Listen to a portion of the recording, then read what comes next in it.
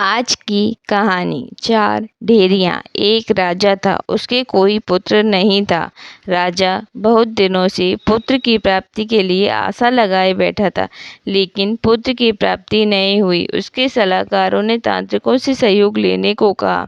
तांत्रिकों की तरफ से राजा को सुझाव मिला कि यदि किसी बच्चे की बलि दे दी जाए तो राजा को पुत्र की प्राप्ति हो सकती है। राजा ने राज्य में ढिंढोरा पिटवाया कि जो अपना बच्चा बलि चढ़ाने के लिए राजा को देगा, उसे राजा की तरफ से बहुत सारा धन दिया जाएगा। एक परिवार में कई बच्चे थे, गरीबी बहुत थी। एक ऐसा बच्चा भी था जो ईश्वर पर आस्था रखता था तथा संतों के सत्संग में अधिक देर समय देता था।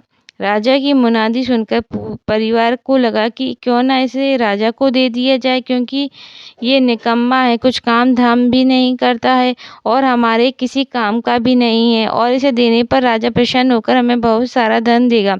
ऐसा ही किया गया, बच्चा राजा को दे दिया गया। राजा ने बच्चे के बदले उसके परिवार को काफी धन दिया। राजा के तांत्रिकों द्वारा बच्चे की बलि देने की तैयारी हो गई। राजा को भी बुला लिया गया। बच्चे से पूछा गया कि तुम्हारी आखिरी इच्छा क्या है। ये बात राजा ने बच्चे से पूछी और तांत्रिकों ने भी पूछी। बच्चे ने कहा, मेरे लिए रेत मंगा दी जाए। राजा ने कहा, बच्चे की इच्छा पूरी की जाए। अतः रेत मंगाया गया।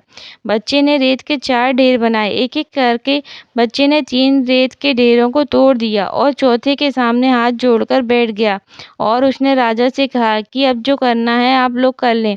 यह सब देखकर तांत्रिक डर गए और उन्होंने बच्चे से पूछा, पहले तुम यह बताओ कि ये तुमने क्या किया। राजा ने भी यही सवाल बच्चे से पूछा तो बच्चे ने कहा कि पहली ढेरी मेरे माता पिता की थी, मेरी रक्षा करना उनका कर्तव्य था, परंतु उन्होंने अपने कर्तव्य का पालन न करके पैसे के लिए मुझे बेच दिया, इसलिए मैंने ये ढेरी तोड़ दी।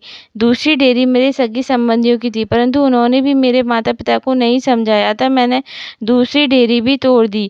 और तीसरी ढेरी है राजन आपकी थी, क्योंकि राज्य की प्रजा की रक्षा करना राजा का ही धर्म होता है, परंतु जब राजा ही मेरा बलि देना चाह रहा हो तो ये ढेरी भी मैंने तोड़ दी। और चौथी ढेरी राजन मेरे ईश्वर की है, अब सिर्फ वही मेरी ईश्वर पर मुझे भरोसा है, इसलिए यह ढेरी मैंने छोड़ दी है। बच्चे का उत्तर सुनकर राजा अंदर तक हिल गया।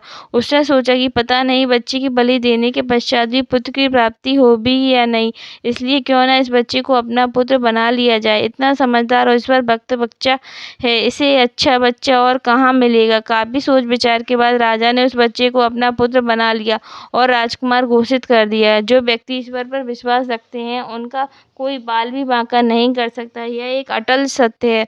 जो मनुष्य हर मुश्किल में केवल और केवल ईश्वर का ही आसरा रखते हैं, उनका कहीं से कहीं भी किसी प्रकार का कोई अहित नहीं हो सकता। संसार में सभी रिश्ते झूठे हैं, केवल और केवल एक प्रभु का नाम ही सत्य है। सदैव प्रसन्न रहिए, जो प्राप्त है पर्याप्त है।